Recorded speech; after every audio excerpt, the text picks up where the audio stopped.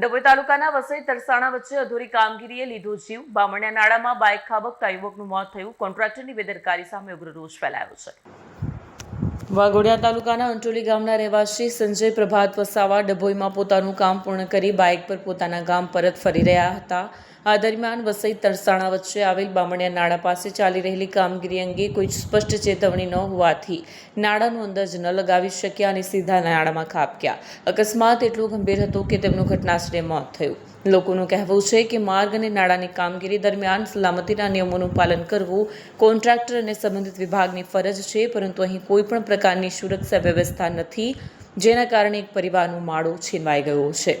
સમગ્ર ઘટનાને લઈને જવાબદાર લોકો સામે કડક કાર્યવાહી કરવાની સ્થાનિકો અને મૃતકના પરિવારજનો દ્વારા માંગ ઉઠાવી રહી છે. ડભોઈ પોલીસ તાત્કાલિક પહોંચી અને મૃતદેહને પોસ્ટમોર્ટમ માટે મોકલી આગળની કાયદેસરની કાર્યવાહી હાથ ધરી છે. વિડીયો જર્નાલિસ્ટ ફઝલ રઝા ખત્રી સાથે સત્યા ટીવી ન્યૂઝ ડભોઈ.